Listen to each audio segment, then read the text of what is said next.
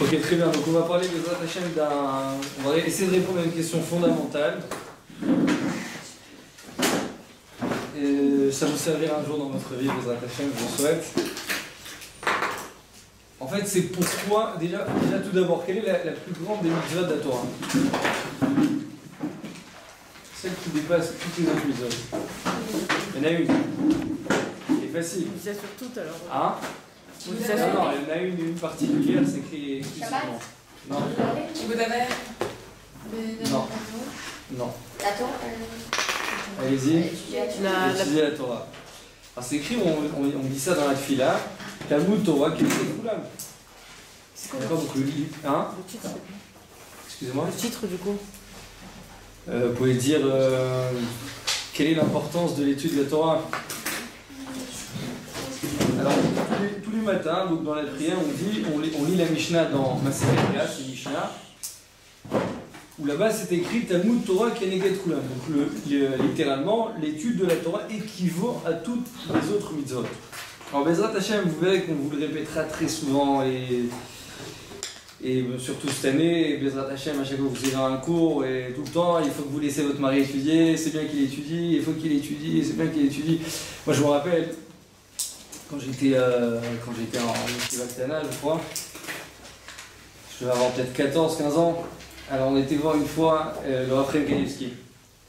Et juste avant le net, bon, il a son étude là-bas, il fait peut-être 6-7 d'allume de Gemara. Et à l'extérieur, avant de rentrer là-bas dans sa pièce, ou dans la choule, il y avait la rabbinite Kanievski. Vous avez entendu parler là-bas? Ouais, Batsheva Kanievski. Et donc elle nous a attrapés dehors, comme ça on était un petit groupe de Bachorim. Elle nous a dit, je me rappelle un truc, je suis resté marqué jusqu'à aujourd'hui. Elle nous a dit une phrase. Hein. Elle nous a dit comme ça. C'est l'imod. Ça, il faut étudier. Elle s'arrêtait plus comme ça pendant 5 minutes d'affilée. Elle dit voilà, c'est ce qu'il faut faire. Elle est partie. Comme ça, c'est ce qui fait son mari jusqu'à aujourd'hui, d'accord? L'imod. Donc, on sait, depuis toujours, on nous a appris qu'il faut étudier. Il faut étudier, et comme je vous dis maintenant, c'est écrit dans la Mishnah, c'est la plus grande des mitzvot de la Torah. Alors, ce que je vais essayer, Bezrat Hashem, de répondre avec vous, c'est d'essayer de comprendre un peu plus dans la profondeur. Pourquoi l'étude de la Torah c'est si important? Pourquoi c'est si important? Ça veut dire, Baruch Hashem, on est rempli de mitzvot. Et on nous répète constamment que l'étude de la Torah c'est ce qu'il y a de plus important. Alors maintenant, c'est vrai que les femmes, peut-être, elles ont moins cette obligation d'étudier. Mais un jour, Bezrat Hashem, vous serez associé avec l'étude de votre mari. Et donc, il faut essayer de comprendre pourquoi le laisser partir de la maison. Ouais, c'est pas toujours facile, d'accord, de laisser partir de la maison pour aller étudier, c'est pas toujours facile, vous verrez. Donc il faut essayer de comprendre qu'est-ce que je suis en train de faire, à quoi je suis en train de participer. Alors tout d'abord, pour essayer un peu de relier ça avec notre paracha, il y a un Rashi qui est, je pense, un des plus connus de la Torah. C'est le Rashi à la fin de notre paracha, le dernier Rashi de la paracha. Là-bas, il explique que Yaakov Avinu, avant d'aller se marier avec, de chercher en tout cas sa femme, alors là-bas, c'est écrit de quoi? C'est écrit qu'il est... Rashi fait le décompte là-bas, si vous essayez de voir dans les psukim. Il s'avère en fait qu'il manque 14 ans de la vie de Yaakov, on ne sait pas où ils sont passés. D'accord? C'est-à-dire qu'il est parti de la maison de ses parents, il avait je crois 67 ans. Et après Rachid dit, mais ce que je comprends pas, c'est qu'il s'est marié seulement à 84 ans. Et donc il dit, ils sont où ces 14 ans? Ils sont passés où? Voilà, exactement. Alors Rachid là-bas, c'est lui qui nous explique ça, on a toujours appris ça depuis tout jeune. Il dit qu'il a été dans les yeshivas de Shem Ve'ever. C'est-à-dire qu'il a fait une interruption comme ça de 14 ans pour aller étudier la Torah. 14 ans. Et d'ailleurs, ce qu'il faut se poser la question, pourquoi il a été dans la yeshiva de Shem Ve'ever? Alors qu'on sait très bien qu'Yaakov Avinu, c'était qui son père? C'était Yitzhak. C'était qui son arrière-grand-père? Son grand-père, c'était Abraham. Donc il avait, Baruch Hashem, il était rempli de Torah, ouais, il était immergé dans la Torah. Entre Abraham et Yitzhak, il était immergé dans la Torah. Qu'est-ce qu'il avait besoin de chercher la Torah de Shem Ve'ever? Qu'est-ce qu'elle avait de tellement particulière, cette Torah? Ton père, il avait pas cette Torah, ton grand-père, il avait pas cette Torah, pourquoi tu as besoin d'aller chez Shem Ve'ever? Ouais. Et d'ailleurs, on peut aussi se poser cette question avec Yosef Hatzadik. On verra plus loin dans les parashiot que c'est écrit que Yosef Hatzadik, d'accord, c'était, donc on sait que c'était son fils préféré, adoré. Et là-bas, le Onkelus, il traduit, c'est quoi? C'était Bachakimoulé. C'est quoi Bachakimoulé? C'était son enfant qui était intelligent, doté d'une intelligence. Alors Rachid dit, il lui a transmis la Torah de Shem Ve'ever. Comme ça c'est écrit. Il lui a transmis la Torah de Shem Ve'ever. Alors toujours la même question, pourquoi la Torah de Shem Ve'Ever, la Torah d'Israël, la Torah d'Avram, c'est pas une Torah? Pourquoi Shem Ve'Ever? Juste pour vous répondre à cette question, après on va rentrer dans le vif du sujet, c'est qu'en fait, la Torah de Shem Ve'Ever, qu'est-ce qu'elle avait de tellement particulier? On sait très bien que Shem Ve'Ever, quand est-ce qu'ils ont vécu? Dans le Dor HaPalaga. Dor HaMaboul et Dor HaPalaga. C'est quoi le Dor HaMaboul et Dor HaPalaga? C'est en fait une génération qui allait à l'encontre de la Torah, qui était en train de revendiquer la Torah. Donc tout le monde était contre la Torah. Alors eux, ils se sont battus pour rester avec leurs convictions, pour rester des personnes qui sont en train d'étudier la Torah. C'est-à-dire qu'ils étaient dans une génération qui était complètement en train de dénigrer la Torah. Et eux, malgré tout ça, ils ont quand même gardé, d'accord, leur valeur, ils ont continué à étudier la Torah. Alors que la génération d'Abraham, la génération de Yitzhak, c'était une génération qui était complètement différente. Pourquoi? Parce qu'Abraham, comme c'est écrit que quoi, qu'il allait convertir les hommes. Sarah, elle allait convertir les femmes. Donc il y avait comme ça une ambiance de faire tchouva, il y avait une ambiance de vouloir étudier la Torah. Donc comme c'était une Torah qui était, on va dire, plus facile, alors à ce moment-là, Yaakov Avinu, il savait très bien que la Torah de son père, la Torah de son grand-père, n'allait pas être suffisante pour aller se retrouver chez Lavan, qu'elle allait être constamment en train de vouloir le ruser, en train de vouloir aller contre la Torah. Alors il s'est dit, il faut que j'aille m'imprégner de ces grands maîtres de Torah, qui sont Shem Ve'Ever, que Shem Ve'Ever, ils étaient constamment en train de se battre, d'accord, ils sont sans répit pour garder leurs convictions. Il dit, moi je sais que je vais me retrouver chez Lavan, je vais avoir besoin de leurs conseils, je vais avoir besoin de leur force, de leur puissance. C'est pour cette raison qu'est-ce qu'il a pris? Il a pris la Torah de Shem Ve'Ever. Et de là on comprend aussi pourquoi il a enseigné ça à Yosef Hatzadik. Parce que, avec la femme de... et voilà, parce que dans son inconscient, Yaakov Avinu, il savait très bien que Yosef Hatzadik, il allait être dans le malheur. Il savait très bien que quoi, qu'il allait se retrouver en exil et qu'il allait se retrouver en Égypte et que là-bas ça allait être contre la Torah. Donc il fallait lui donner les kélim, les ustensiles, les éléments favorables pour réussir à grandir malgré un environnement qui est en train de dénigrer la Torah. D'accord? Donc ça c'est ce qu'on voit dans cette paracha. Maintenant, juste pour revenir à la question que avec laquelle j'ai commencé. Pourquoi le Limud Torah c'est si important? On va rentrer un peu plus dans les détails dans la question. On va dire comme ça, quelqu'un il va prendre un livre de Torah, d'accord? Même vous, peu importe qui, vous prenez un livre de Torah. Alors on est d'accord que quand je prends un livre de Torah, cette Torah que je suis en train d'étudier, elle est bien plus profonde que ce que je suis en train de voir avec mes propres yeux. Vous allez prendre, on va dire, un Bezrat Hashem plus tard, votre mari va prendre un daf de Gemara, il va étudier la Gemara. Ah, j'espère pour lui, Bezrat Hashem, il va étudier la Gemara, d'accord? Donc il va être en train d'étudier. On est d'accord, cette page de Gemara, il y a des sages qui sont bien plus grands que lui, d'accord? Qu'ils ont étudié cette même page de Gemara et qu'ils la connaissaient dans la plus grosse des profondeurs. Moi, ça m'est déjà arrivé de voir des personnes, c'est-à-dire il y a un rav qui s'appelle le Rav Yoshua Cohen, il connaît tout le chasse par cœur, sur le bout des doigts. Vous lui mettez votre doigt sur une page de Gemara, il vous dit tous les lettres qu'il y a de l'autre côté de la page. Je l'ai vu, de mon bord, il m'a même demandé, il m'a dit, tu veux, fais-moi... Il m'a dit, teste-moi, j'ai pris une para, j'ouvre comme ça, je lui dis, qu'est-ce qu'il y a écrit ici, il commence à me dire c'est quoi la page, il me dit le reste des lignes. Je parle de quelqu'un de notre génération, il a encore envie. Alors la question se pose, pourquoi la Torah de mon mari, d'accord, ou ma Torah à moi, elle est si importante aux yeux d'Hachem? Alors je comprends, on va dire que c'est des grands érudits, des grands sages en Torah, d'accord, je comprends, c'est des personnes qui vont réussir à entrer dans les profondeurs de la Torah. Alors on peut dire que leur Torah, elle est immense. Elle est gigantesque. Mais quel rapport? On va prendre un Bachour qui vient de grandir, alors il va commencer à étudier un peu de Torah. Alors tu vas dire, ah cette Torah, attention, il faut vraiment la valoriser. Il faut vraiment faire attention que qu'il ne perd pas une minute de Torah, qu'il ne perd pas une minute de temps. Je me rappelle, il y avait quelqu'un qui disait que sa femme, quand il arrivait le soir chez lui, elle lui ouvrait sa Gemara, d'accord, à la page de la veille, et son kiff à sa femme, c'était quoi? C'était pas de regarder un film avec son mari sur le fauteuil, c'était de le voir étudier comme ça pendant une demi-heure, trois quarts d'heure quand il arrive, tous les soirs.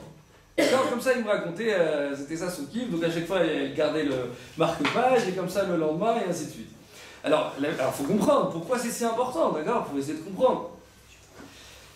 Alors déjà avant de donner une réponse, je vous rapporte deux petites histoires pour essayer de vous faire comprendre un petit peu des fois la grandeur de nos sages, des personnes qui vivent avec nous. Il y a un rav qui s'appelle le rav Gershon Cohen. D'accord, c'était un de mes maîtres, il est toujours en vie. Et un jour, il est rentré au Beth Midrash, j'étais pas là mais on me l'a raconté. Il est rentré au Beth Midrash et ça sentait très mauvais. Alors tout le monde se posait la question, qu'est-ce qui se passe? Pourquoi ça sent mauvais? Et bon, personne n'osait demander au Rav. Mais le Rav, il arrive et tout, on ne comprend pas. Et plus il avance, plus on sent une mauvaise odeur. Et là, un des Bachor, il va voir le Rav, il dit, mais Rav, qu'est-ce que vous avez dans les mains? Ça sent mauvais. Et le Rav, tout de suite, il reprend ses esprits, il voit qu'il a la poubelle. En fait, il dit, mince, je suis descendu de chez moi, ma femme, elle m'a demandé de descendre la poubelle. Et il était tellement concentré dans son étude, qu'il est venu avec la poubelle au Beth Midrash. Vous imaginez ou pas? Ça on parle de quelqu'un, hein, d'accord, qui a une concentration, mais c'est impressionnant, d'accord? Et d'ailleurs, je ne sais pas si vous avez remarqué, c'est toujours les hommes, bon, vous le verrez plus tard, qui descendent des poubelles. Pourquoi c'est les hommes qui descendent des poubelles? J'étais à une choupa il y a 2 semaines. Le Rav, il a dit sur la choupa, il a demandé à la Kala sur la choupa. Bon, je ne l'aurais pas fait sous une choupa, mais il a quand même fait. Il a dit à la Kala, comment dit une poubelle en hybride? Zével. Alors, Zével, c'est quoi? C'est les premières lettres. Zé Baali Loker. Regarde, donc ça fait partie des conditions préalables du mariage. Mais en tout cas, nous, qu'est-ce qu'on voit? On voit ces grands sages, ces grands sages avec une concentration, mais je vous dis, c'est impressionnant. Et aujourd'hui, avec WhatsApp par exemple, d'accord, quelqu'un qui a un smartphone dans la poche, il est déconcentré 1 milliard de fois par jour. Ouais, il y a juste un petit tout à la tête qui va ailleurs. Et peut-être qu'est-ce qu'il y a écrit dans le WhatsApp? Il y a écrit chérie, t'as oublié de descendre la poubelle avant de partir. D'accord? Pour des bêtises, on laisse notre concentration ailleurs. Alors que si je vous parle de personnes qui étaient mais dans la rue, ils avaient une tellement grande concentration. Vous imaginez arriver avec une poubelle. Alors il y en a, ils vont me dire bon, mais c'est péjoratif, c'est quoi ça? Il n'a pas la tête sur lui, il va prendre sa poubelle, il rentre avec dans un bétail. Non, je vous parle du bon côté de la chose. C'est quelqu'un, il était tellement imprégné dans son étude qu'il ne se rend pas compte qu'il a une poubelle, il ne se rend pas compte. Et la même chose, on raconte comme ça avec Rav Ovadia Yosef. Et une fois, il devait faire une opération. Et maintenant, le médecin, il lui a dit comme ça, le chirurgien, il a dit, tu as 2 choix. Ou on te fait une opération avec une anesthésie générale, mais ça va te mettre 1 semaine avant de t'en remettre. Ouais, le temps que le corps va s'en remettre, ça va te mettre 1 semaine. Mais j'ai une autre possibilité, c'est de te faire une opération à vif. On parle à vif, d'accord? Et ça va te mettre peut-être, en 1 journée, ça a été sur pied. Alors maintenant, qu'est-ce que vous aurez choisi, vous? Allez, nous, ça ne nous arrive jamais. Mais nous, on va chez le dentiste, il n'a pas fini de mettre l'aiguille, qu'on est en train de hurler. Il dit, mais je t'ai même pas touché, de quoi tu hurles? Et lui, il est là-bas, donc devant le médecin, il lui dit, voilà, c'est où je te fais une opération à vif, donc tu vas hurler pendant 3 heures, mais après, c'est bon, en 1 journée, t'es reparti. Et tu as le deuxième choix, c'est quoi? C'est anesthésie générale, tranquille, doucement, mais ça va prendre 1 semaine. Le Rav, il a dit, mais tu crois que je vais perdre 1 semaine de ma vie parce que je vais souffrir pendant quelques heures? Il dit, mais Vadaï, fais-moi quelques heures, laisse-moi tranquille, et après je peux retourner dans mon étude.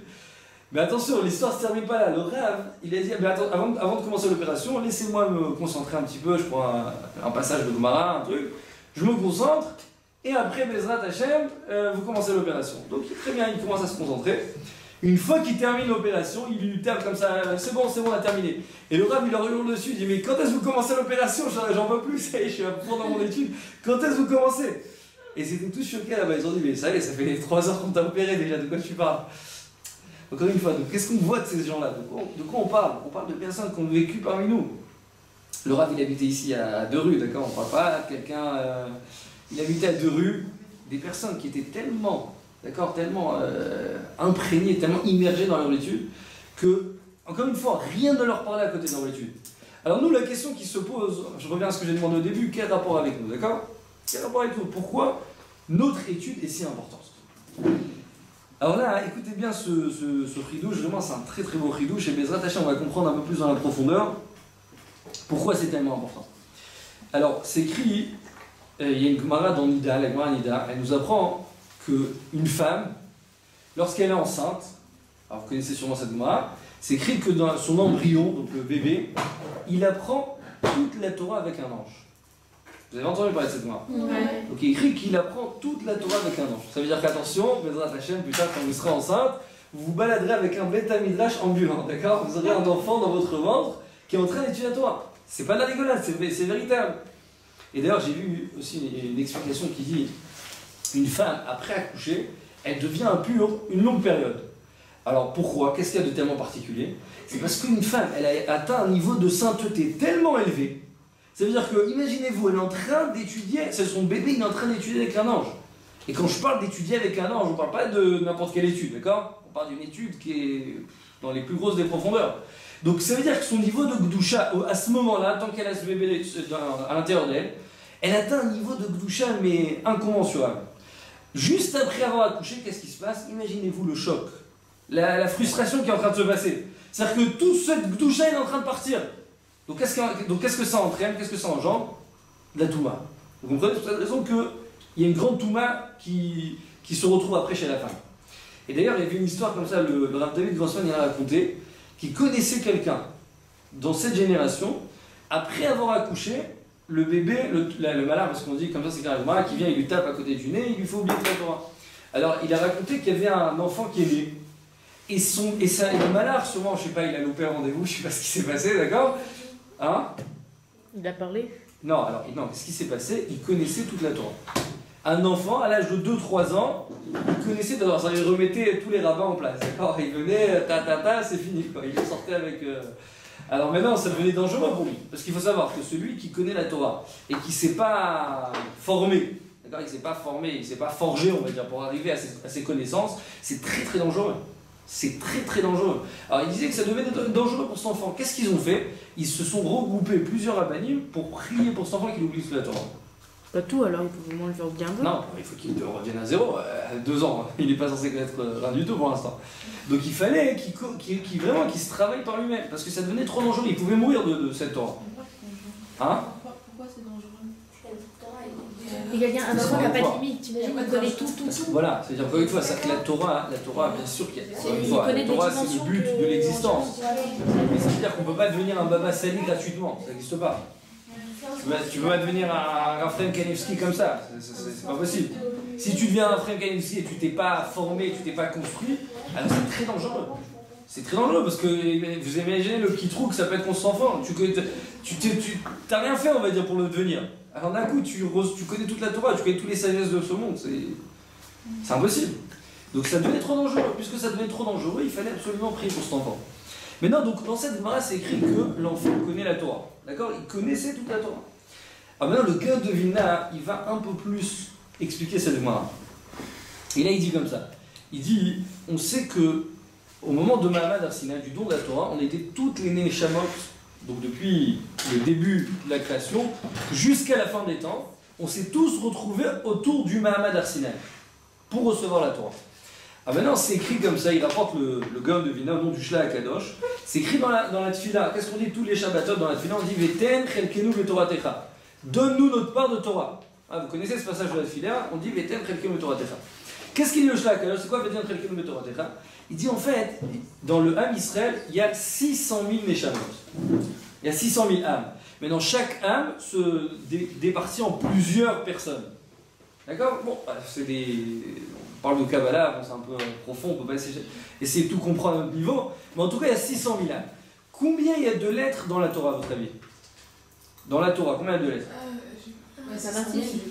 Voilà, 600 000. C'est ça, exactement. Dans la Torah, il y a 600 000 lettres. Donc ça veut dire qu'on a 600 000 lettres qui correspondent à 600 000 âmes. Ça veut dire que le Shla Kadosh, il nous dit comme ça. Akadosh Baruch Hu, quand il a fait descendre la Torah sur terre, il a donné à chacun une part de Torah. C'est-à-dire qu'il a donné à un juif qui se trouve au fin fond d'Afrique, d'accord, et un juif qui se trouve à Mea Shearim, et un juif qui se trouve à Bnei Brak, peu importe. À chaque personne, il a pris la Torah, il a départagé en 600 000 morceaux, d'accord, c'est comme si vous prenez un puzzle et vous le décomposez en 600 000 morceaux, d'accord, bon, ça va être compliqué de reconstruire, mais en tout cas en 600 000 morceaux. Et qu'est-ce qu'il a fait Hachem? Il a fait en sorte de quoi? Que chaque part de Torah se départage. Ouais, c'est bon, c'est clair? Maintenant, le Gaon de Vilna, il dit comme ça. Le Gaon de Vilna, il dit, qu'est-ce qui se passe? Il se passe que l'enfant, quand il est en train d'étudier dans le ventre de sa maman, il n'est pas en train d'étudier toute la Torah. Il est en train d'étudier toute sa part de Torah, qui lui est propre. Vous comprenez? Sa part de Torah qui lui appartient. C'est-à-dire sa part de Torah qu'il est censé retrouver dans ce monde. Et d'ailleurs, le Gaon de Vilna, il dit comme ça. Il dit, pour quelle raison cet enfant, tu lui apprends la Torah, et après tu lui fais oublier? Il dit, il n'y a aucun sens. Ah, parce qu'il doit la reconquérir après. Voilà, c'est-à-dire qu'il doit le retrouver. Il dit quoi? Il dit, c'est écrit dans la Gemara, il rapporte la Gemara dans Megillah. Il dit là-bas, c'est écrit, Yagata Umatsata Qu'est-ce que c'est écrit dans l'Agma? Ta'amin. Yagata velo matzata al ta'amin. Lo yagata ve matzata al ta'amin. En deux mots, c'est écrit Yagata ve matzata, ça veut dire quoi? C'est-à-dire que si tu t'es efforcé, tu as fourni des efforts, et matzata, finalement t'as trouvé, alors à ce moment-là, qu'est-ce qui est écrit dans l'Agma? Ta'amin, crois en toi. Ça veut dire quoi, crois en toi? Alors le Gaon de Vilna, il dit, c'est quoi le langage de l'Agma? Yagata ou matzata. Tu as fourni des efforts et t'as trouvé. Je vous pose une question, vous avez déjà trouvé de l'argent dans la rue, ça vous est déjà arrivé? Non. Ah, vous avez de l'argent vraiment. Une montre, un objet, pardon, vous avez déjà trouvé? Ouais. Très bien. Alors, comment on trouver une trouvaille? Est-ce qu'on cherche une trouvaille? Non. Non. C'est quoi une trouvaille?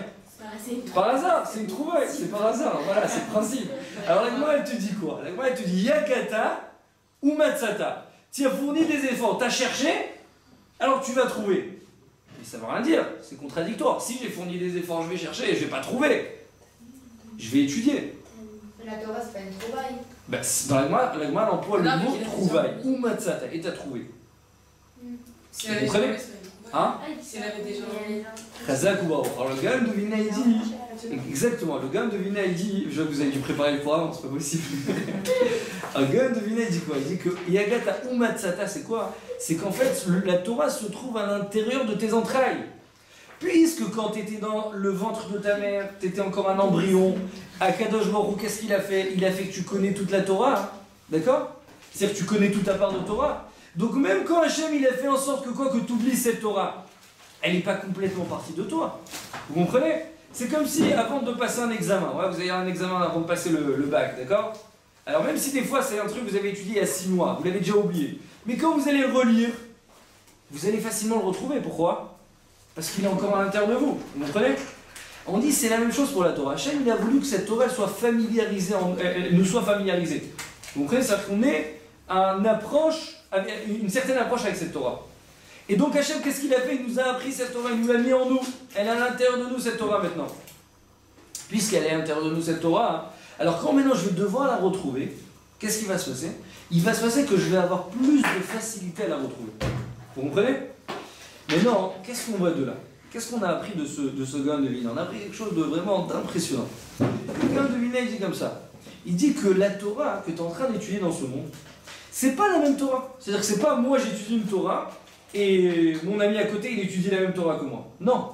C'est qu'en fait on est tous ensemble responsables, on va dire, de reconstituer l'ensemblement de toute la Torah. Exactement. C'est-à-dire que si moi j'étudie pas ma part de Torah, qu'est-ce qui va se passer? La Torah elle va être manquante. C'est-à-dire que maintenant vous allez prendre, des fois très souvent, vous allez étudier avec des personnes d'accord, qui sont loin de la Torah. Vous allez avec des personnes, comme jeudi soir, j'aurais fait ce même cours, j'étais à Netanya, et bon, il y avait des personnes qui n'étaient pas super religieux. Alors j'aurais dit, des fois on écoute un cours de Torah, alors on se dit, mais à quoi ça sert? J'écoute un cours de Torah, je suis là-bas, je suis en train d'écouter, bon, c'est sympathique, mais voilà. Limite, on va dire, t'écoutes un comédien ou t'écoutes un truc, bon, c'est un peu la même chose, d'accord? Chas v'shalom, mais encore une fois, à leurs yeux. Pourquoi c'est si important? D'après ça, on comprend un peu plus. Pourquoi? Parce que quand moi je suis en train d'étudier la Torah, même si je suis très loin, mais en fait Hachem, il m'a donné une part de Torah qui m'est propre, qui m'appartient, qui m'est personnelle. Donc si moi maintenant j'étudie pas cette Torah, qu'est-ce qui va se passer? Je vais monter aussi à la place en attendant, va me dire, mais il manque une part de Torah. Vous comprenez? Et d'ailleurs, le Balatania, ouais, donc l'Admour des Chabad, d'accord, le Balatania, il dit quelque chose d'impressionnant, bon, qui fait un peu peur, la vérité, on va essayer de s'angoisser un petit peu ensemble, mais il dit que celui qui n'étudie pas sa part de Torah, il va devoir être réincarné dans ce monde jusqu'à qui va étudier sa part de Torah. Et le Chafetz Chaim, dans son livre Mishnah Bora, il dit quelque chose qui fait encore plus peur. Il dit que Hachem, d'accord, des fois un homme il se dit quoi? Un homme il se dit, ouais, moi la Torah, les mitzvot, c'est pas fait pour moi la vérité. Ouais, c'est pas fait pour moi, c'est trop dur. Et ben Hachem il a qu'à me punir. Ouais, il a qu'à me punir, il a qu'à mettre au Gehinam, j'ai qu'à mourir en enfer, j'en ai rien à faire. Ouais. Mais alors, le Chafetz Chaim, qu'est-ce qu'il dit là-bas? Il dit Hachem, ça n'existe pas, ça marche pas comme ça. Pourquoi? Parce qu'Hachem, il a prédéfini, il a prédestiné chaque personne, qu'est-ce qu'il doit faire? Quel rôle, quelle mission il doit réaliser dans ce monde? Il dit, toi tu veux réaliser ton rôle dès la première fois, bah tant mieux. Mais Hachem, il dit, moi j'ai le temps. Toi je t'ai mis dans ce monde, moi j'ai le temps. Tu peux revenir 10 fois dans ce monde, ça me change rien. Et ça veut dire quoi? C'est-à-dire que le Chafetz Chaim dit, il n'y a pas d'échappatoire devant Hachem. Tu peux pas t'évader, tu peux pas t'enfuir. Ça veut rien dire de s'enfuir devant Hachem. Lui, Hachem, il est en haut, il gère son monde. Toi, tu es là maintenant à devoir réaliser ton rôle, ta mission. D'accord? Donc il dit, tu peux faire ta mission, tu peux la remplir dès la première fois. Et donc il vient voir, tu as fait ce que tu avais à faire. Mais tu veux pas, tu veux te dire, allez, moi je laisse la Torah, je laisse les mitzvot de côté. Et tu n'as pas de problème, moi je te remets encore une fois.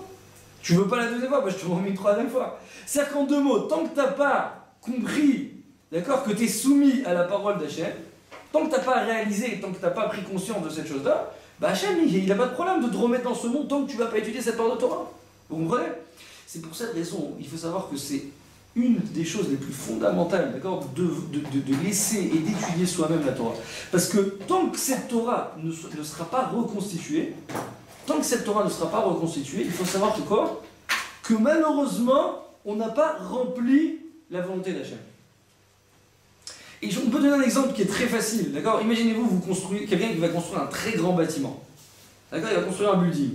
Alors, il va y avoir celui qui va jouer le rôle principal. C'est qui? C'est, on va dire, l'architecte. D'accord? Après, il va y avoir le peintre, il va y avoir les maçons, tout ce qu'on a besoin, les menuisiers, ainsi de suite. Ouais. Mais maintenant, imaginez-vous. D'accord? Il va y avoir l'architecte, il va manquer le peintre. Donc, qu'est-ce qui va se passer? Il va se passer que vous allez avoir un très beau bâtiment, mais sans peinture.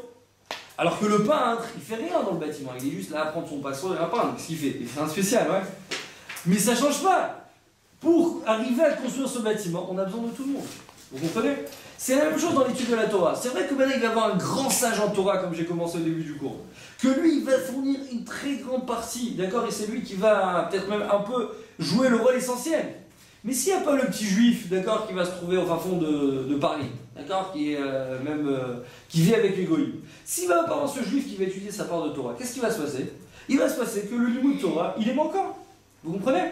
Donc chaque personne à son niveau ne sait pas combien de Torah il doit étudier. Il n'est pas au courant. Donc c'est pour cette raison que quoi, qu'on nous a toujours appris que dans l'étude de la Torah, tu dois te mettre à fond, tu dois rien lâcher. Parce que si tu lâches, alors tu sais pas après 120 ans qu'est-ce qu'on va te reprocher. D'accord? Et d'ailleurs, je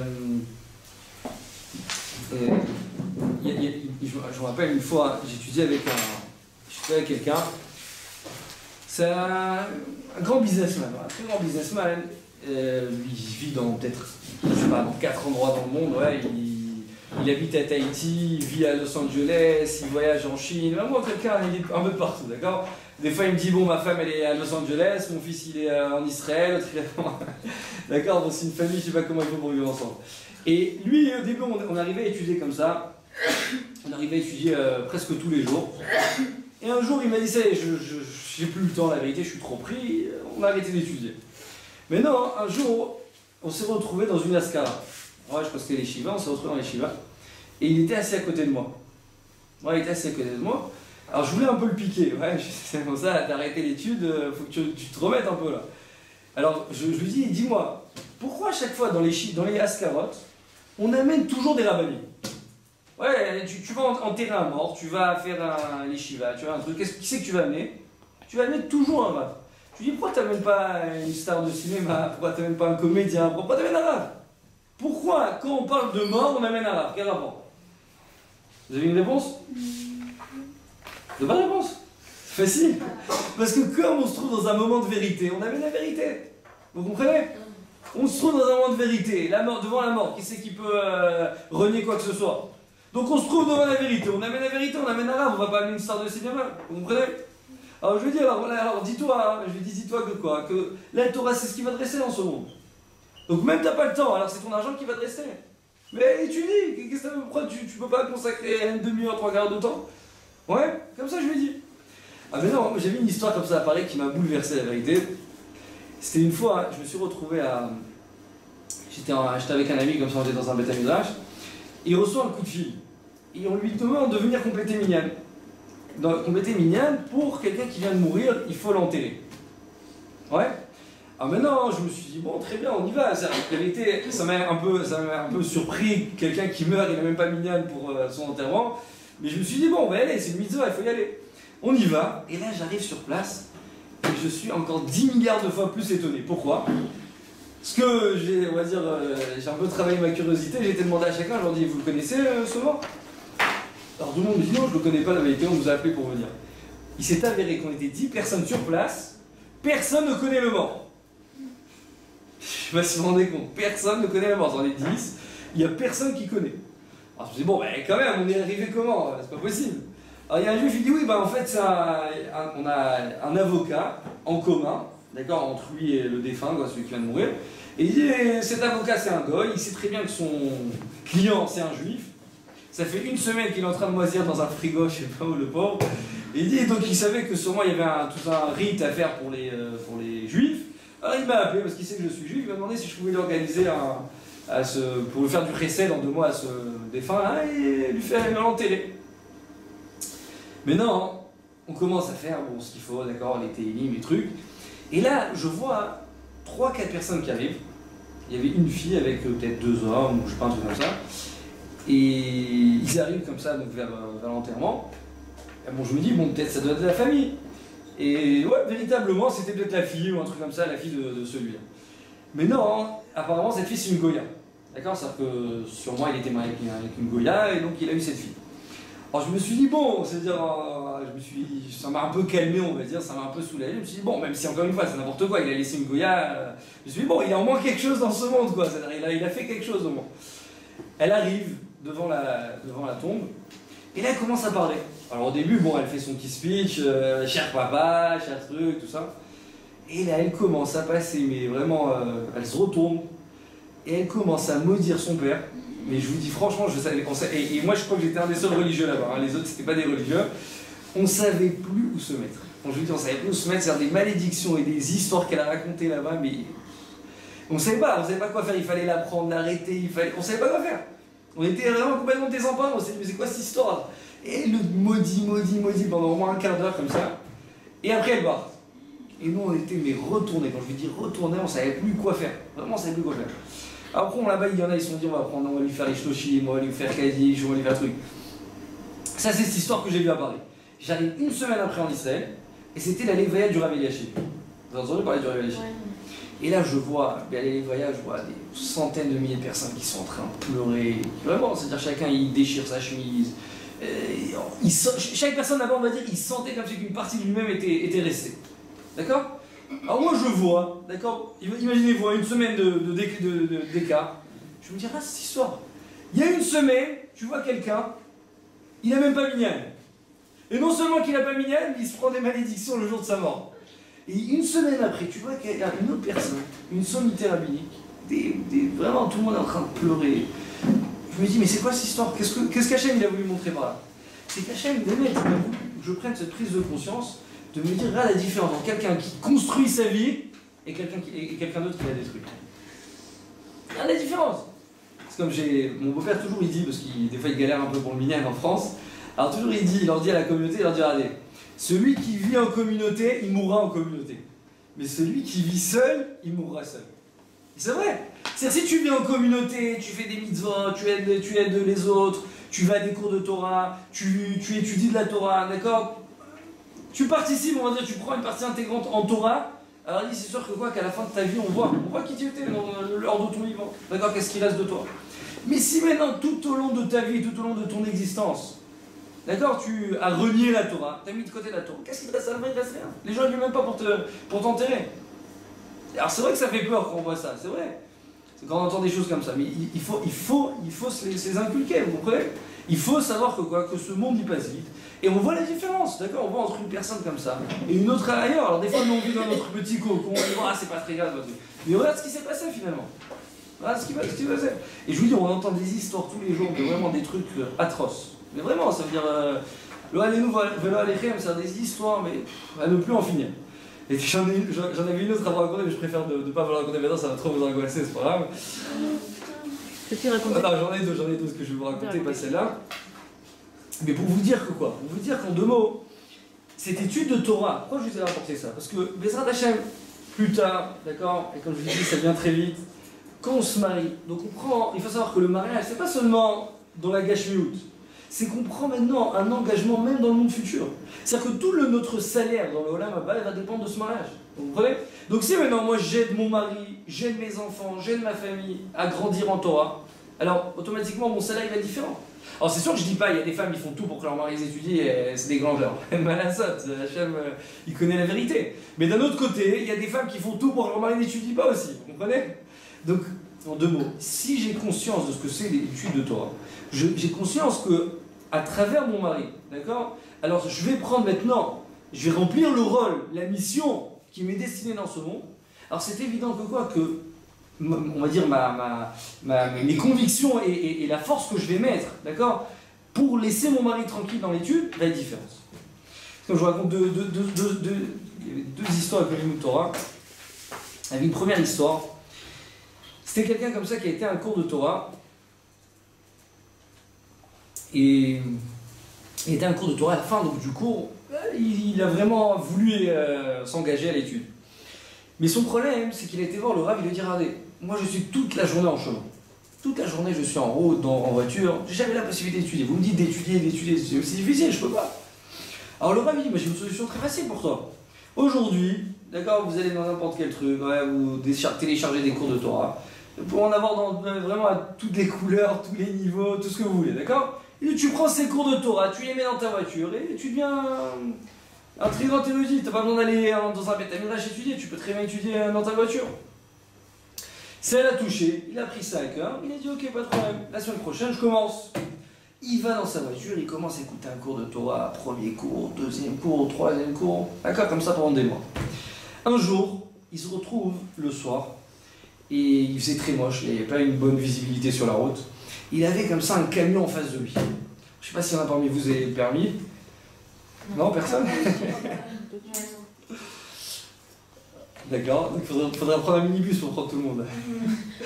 En tout cas, il était comme ça derrière un camion et il n'en pouvait plus. Il était tard, il était fatigué, il voulait rentrer chez lui, il y avait une seule voie. Il n'en pouvait plus, d'accord, il était derrière ce camion comme ça en train de l'attendre. Alors il s'est dit, j'en peux plus, je vais le doubler.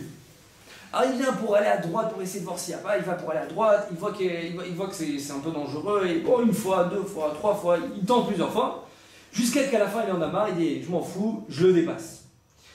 Il vient pour le dépasser, qu'est-ce qui se passe à ce moment-là? Il entend une sirène de police retentir. À la même seconde, il entend... Et là, qu'est-ce qu'il fait? Il y a son cœur qui bat à 1000 à l'heure, et il se rabat sur le côté. Quand il se rabat sur le côté, à la même seconde, il voit un autre camion qui lui vient nez à nez. C'est-à-dire que si c'était pas rabattu sur le côté, il serait rentré en plein dans le camion en face. En 2 mots, il serait mort sur le champ. Mais non, il s'est dit, bon, j'ai sauvé ma vie, on va dire, j'ai eu la vie sauve, mais là, il y a les flics derrière, ils vont mettre le paquet, ouais, ils vont me mettre une belle amende. Et là, qu'est-ce qu'il fait? Il voit sur les rétroviseurs, il voit à droite, à gauche, il ne voit pas de voiture de police. Il se dit, mais comment c'est possible? J'ai entendu la sirène, je suis pas fou. Et là, qu'est-ce qu'il se dit? Il met marche arrière dans le cours de Torah qu'il était en train d'écouter. Et qu'est-ce qu'il s'avère? Il s'avère qu'à l'intérieur du cours de Torah, il y avait une voiture de police qui était passée peut-être au même moment, qui a retenti. Lui, il a cru que c'était une vraie voiture, donc qu'est-ce qu'il a fait? Il est revenu sur le côté, c'est ce qui lui a sauvé la vie. Maintenant, je vous pose une question. À votre avis, cette voiture de police qui est passée pendant ce cours, qui a été enregistrée, et que des années après, il a mis dans sa voiture, il a écouté, c'était par hasard? Non. C'est pas par hasard. Et d'ailleurs, vous connaissez, on dit que, comment dit le hasard en hybride? Mikré. C'est quoi Mikré? C'est les mêmes lettres que Rak Me'Hachem. C'est-à-dire que le hasard, c'est Rak Me'Hachem. D'accord? Mikré, même Kouvreché, Rak Me'Hachem. D'accord? Pour dire qu'il n'y a pas de hasard dans ce monde, ça n'existe pas le hasard. C'est-à-dire que c'est très possible que quoi? C'est très possible. C'est que c'est exactement comme ça que ça s'est passé. Hachem, il s'est dit, il va y avoir ce juif 10 ans plus tard, ou je ne sais pas combien d'années plus tard, il va faire des efforts, il va étudier de la Torah dans sa voiture. Je veux lui, grâce à ça, ça va lui sauver la vie. Alors qu'est-ce que je vais faire? Je vais faire en sorte qu'il y ait une voiture de police qui va passer, qui va avoir une sirène qui va retentir, que dans ce cours ça va s'enregistrer, comme ça, à la même seconde, ça va lui sauver sa vie. C'est énorme, c'est impressionnant. Ça, c'est pour quelqu'un qui étudie la Torah. Il y avait une autre histoire comme ça, hein, et cette fois, c'est avec une femme. Une très très belle histoire aussi avec, vous avez entendu parler du Rav qui s'appelle le Rav Pinchas Schoenberg, qui est niftar déjà. Il est niftar, je crois, à l'âge de 104 ans, 103 ans ou 104 ans. Et il avait une coutume qui était peut-être assez bizarre, on va dire peut-être même intéressante, mais personne ne comprenait pourquoi il faisait ça, c'est qu'il mettait sur lui 100 talidot. C'était pour tous ceux qui. Quoi? Sans quoi? Tous ceux qui les mettaient pas, Ouais. il fallait qu'il en mette 10 000. Je sais pas. C'est pas comment ça s'appelle. Ah. Toutes les avis, Ouais, tous les avis différents. Bon, en tout cas, il avait une... Ça veut dire que lui, en lui-même, c'était quelqu'un de maigre, mais vous voyez sur les photos, il avait l'air d'être obèse, parce qu'il avait quand même une épaisseur de je sais pas combien de centimètres de talit. Et ce Rav-là, donc c'était un des grands de la génération, il avait une femme qui travaillait chez lui. D'accord, une femme qui travaillait chez lui, peut-être des tâches ménagères. Elle lui gardait aussi ses enfants, ou ses petits-enfants, je sais pas. Et cette femme, ça faisait peut-être 15 ans qu'elle n'avait pas, d'enfants. Elle était mariée depuis 15 ans, elle n'avait pas d'enfants. Ça l'avait été, c'est une très grande épreuve pour une femme, ou pour un couple, d'accord, après des années d'attente comme ça, de ne pas avoir d'enfants, elle voit toutes ses copines, tous ses amis, elle est en train de vieillir, elle voit qu'elle n'a pas d'enfants. Déjà, à part on va dire la peur de ne jamais avoir d'enfants, mais aussi, on va dire, c'est toujours, vous voyez, vous êtes dans la rue, alors tout le monde regarde votre ventre, alors t'es enceinte, t'es pas enceinte. Ouais, c'est vraiment quelque chose de pas sympathique à passer. 15 ans, et elle a fait toutes les sortes de traitements et de trucs, ça n'a rien donné. Mais on lui avait parlé d'un traitement très particulier, et ça se préparait un mois à l'avance. Et il fallait qu'elle arrive elle a une date précise chez un professeur, vraiment un très grand professeur, qui lui fasse une petite intervention chirurgicale, un petit truc, mais qui était vraiment très particulier.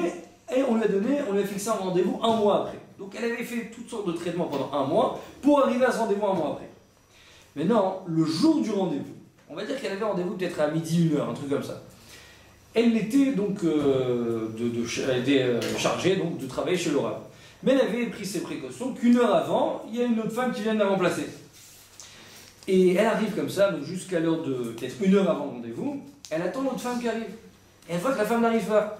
Maintenant, le problème, c'est que le Rav, il était en train d'étudier. D'accord, chez lui à la maison, il était en train d'étudier, il était plongé dans son étude. Et elle voit que l'heure passe, et que le Rav est toujours en train d'étudier, et que la femme n'arrive pas. Et elle se dit, j'ai deux choix. Ou je dérange le Rav qui est dans son étude.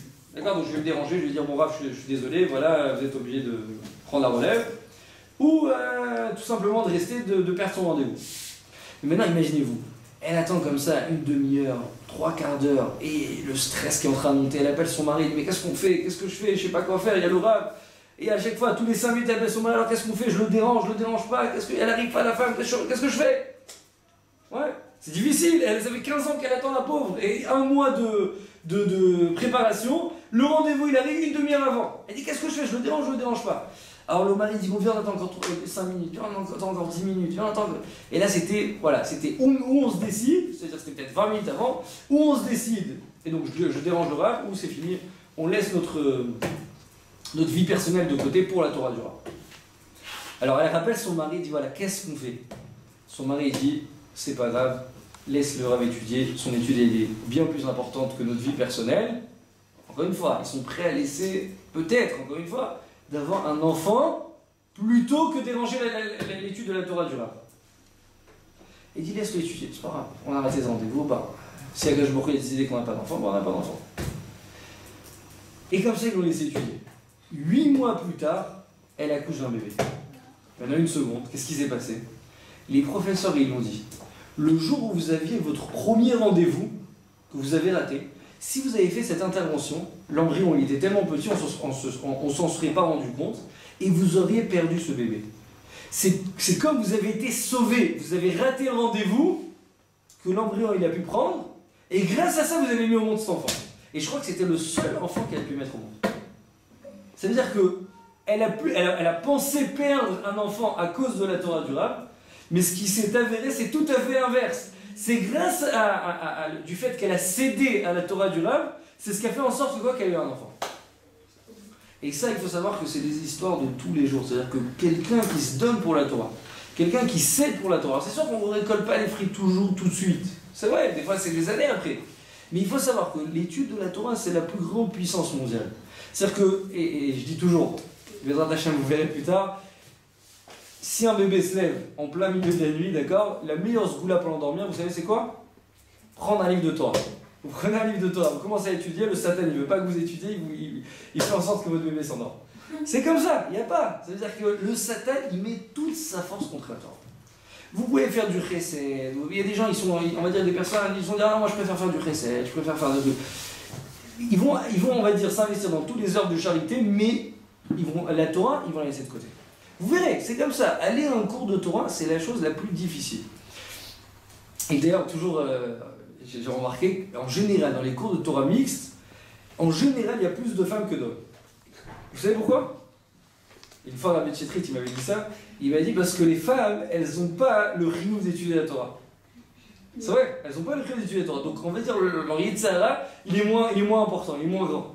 Alors que comme les hommes, ils ont toujours cette milchama, cette guerre intérieure, j'y vais pas. Donc toujours vous allez vous retrouver avec moins d'hommes que de femmes.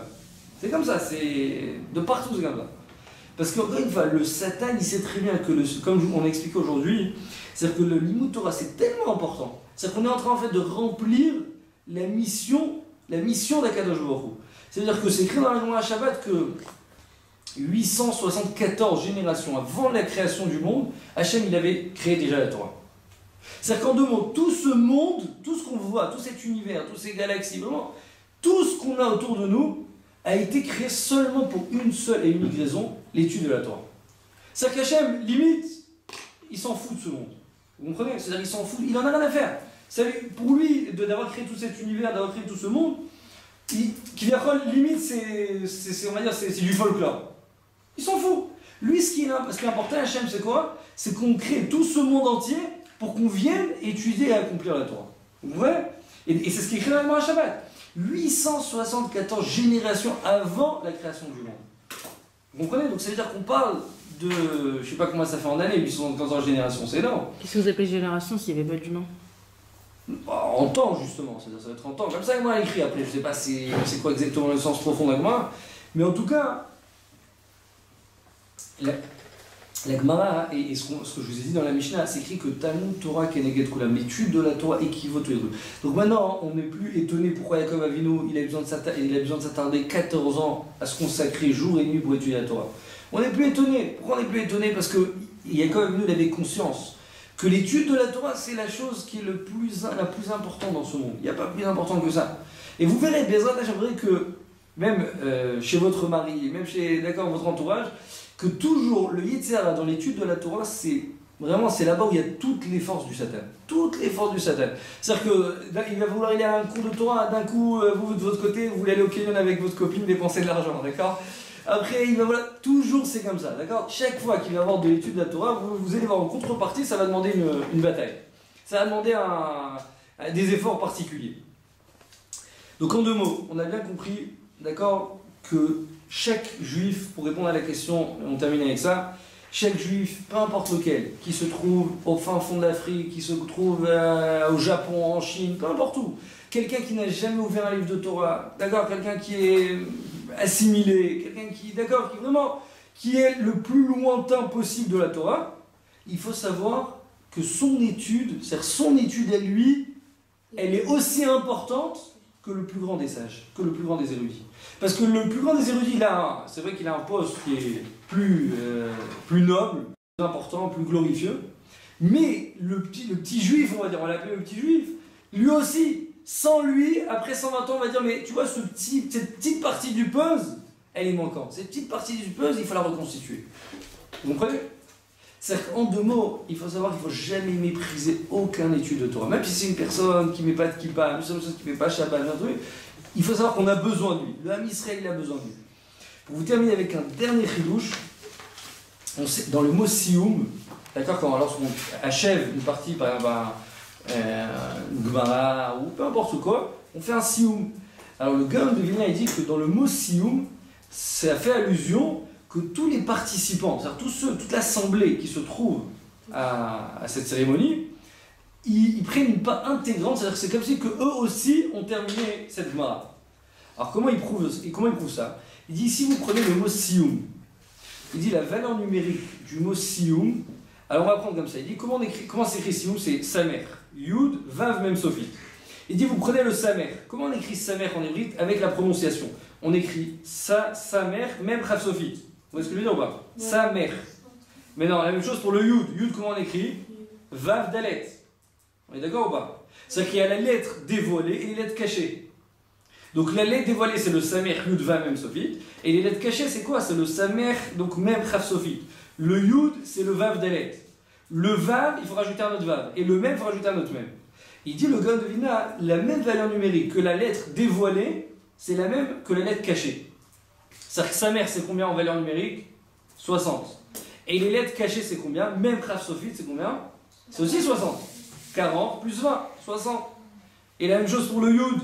Yud, c'est combien? C'est 10. Les lettres cachées, c'est combien? Le Vav et le Dalet. Donc 6 plus 4, ça fait 10. Et la même chose pour le Vav. Le Gaon de Vilna, il dit, de là, j'apprends que la Torah va nous dire comme ça, que la personne qui est dévoilée, c'est la personne qui va faire le Sioum, et les personnes qui sont cachées, c'est-à-dire quoi, qui sont cachées, qui participent au Sioum, les deux ont le même salaire. Pourquoi? Parce que comme j'ai dit, puisqu'on est tous là à remplir le même rôle, à remplir la même mission, et on a chacun besoin de l'autre, et c'est ça un peu le sens profond de Kol Arevim, Kol Israël Arevim Zevazé, on est tous garants l'un envers l'autre. C'est pour cette raison que si l'autre a terminé, alors moi je ne suis pas exclu dans son Sioum. Vous comprenez?